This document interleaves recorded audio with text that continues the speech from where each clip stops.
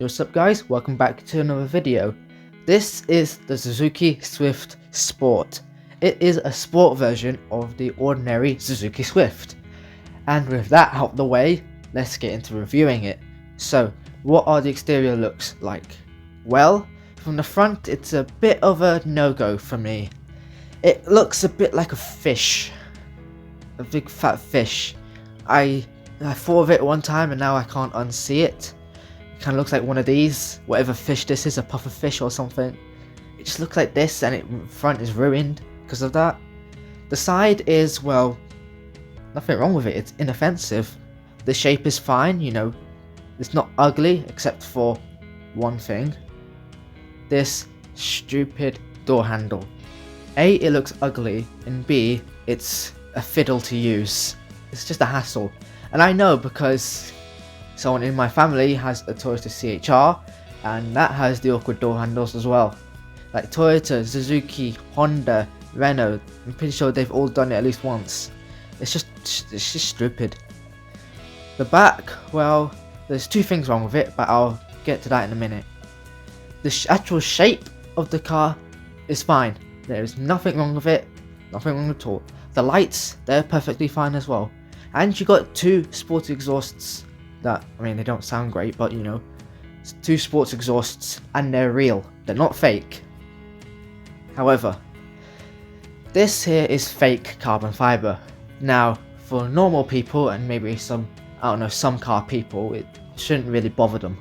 But for me, I don't know why, it just irritates me a bit. And then there is the rear fog light that is centered at the bottom. It just looks a bit, I don't know, cheap, aftermarket, afterthought. And it's the same for like the second generation of the Swift and the first generation of the Swift. What are the interior looks like? Well, on the face of it, on paper, it doesn't look half bad. Everything is laid out. You can see everything you need, and because it's the sports version, you get like red everywhere. So you can see it on the center dash. You can see it on the center console, you can see a bit of it on the doors, there's some stitching on the steering wheel, and even the rev counter is red, and I'm pretty sure there's red somewhere else as well than this cabin. However, we come to the materials. They are shockingly cheap.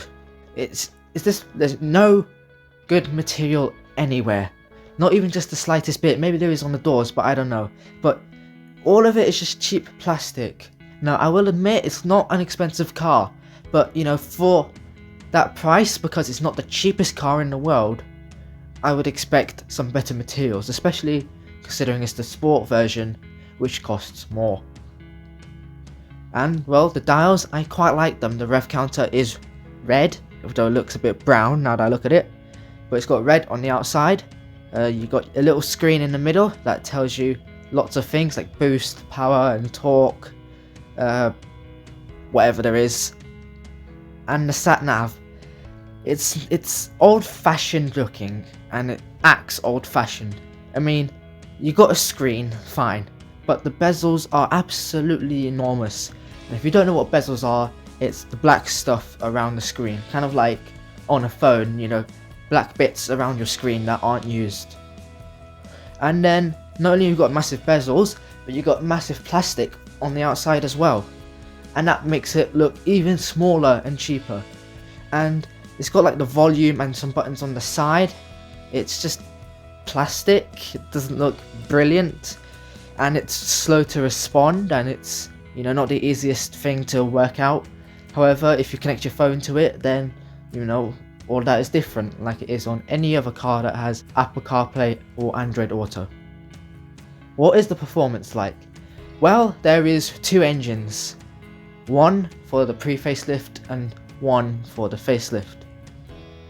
At least I think that's what they are. So the first one is a 1.4 litre 4-cylinder with a turbocharger. It has 138 brake horsepower and it has 170 pound-feet of torque. It weighs under a ton, so it is quite light, and it has a 6-speed manual gearbox, so that's good. 0 to 60 is pretty much 8 seconds, which is pretty quick for a car of that size, and a top speed of 130 miles an hour. which is quite good. However, here comes the mild hybrid. It's not a fully hybrid system, it's just mild. It's just a little tiny battery that aids along like performance and going off the line. So it has the same engine, however it has less horsepower at 127 and more torque, albeit just 3 pounds-feet of it. Because it's a mild hybrid, it weighs a bit more, so it weighs over a ton now, and it keeps the 6-speed manual gearbox. 0 to 60 is pretty much up by 1 second, which is, you know, kind of ruins it. However, the top speed is the same. Practicality.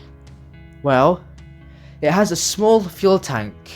I can't remember what size it is, but it's small. The second generation of the Sport Swift had a bigger fuel tank, and the first generation had an even bigger one. So yes, it is economical in a way, but you know, if you put your foot down and drive like your Michael Schumacher, then you know, you're not going to get the best fuel economy and you're going to run out of fuel eventually. The boot is 265 litres big, which is smaller than a Ford Fiesta. However, it is bigger than a Volkswagen Up. However, there's less versatility than the Volkswagen Up. So either way, it's kind of a loss. The rear seats, however, the headroom is fine, it's not too bad. The rear legroom is also fine, there's absolutely nothing too bad about it. How is the handling? Well, people have said that the handling is quite good on this car.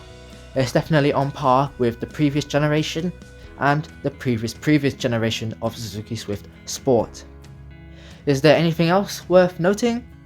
Well, because it's a Suzuki, it's reliable, and of course there are going to be some problems with this car, like there is with every other car. You know, even a Toyota, there's going to be a problem somewhere. And the mild hybrid, you get less performance, however you have to pay a massive amount more, and so the Suzuki Swift Sport kind of becomes less valuable if you get the mild hybrid. So what is the verdict? Well, the pros are it handles really well. It is a good little pocket rocket if you get the petrol version, because it's faster. The interior is laid out well. It is reliable and the passenger space is decent enough. However, the cons are there's cheap plastic everywhere in the interior. The boot is small and not versatile at all. Mild hybrid is way too expensive and it's slower as well, which as I said ruins it, and the fuel tank is too small for if you like to do a lot of performance driving. But that is it for the Suzuki Swift Sport review. If you would like to check out my other channel,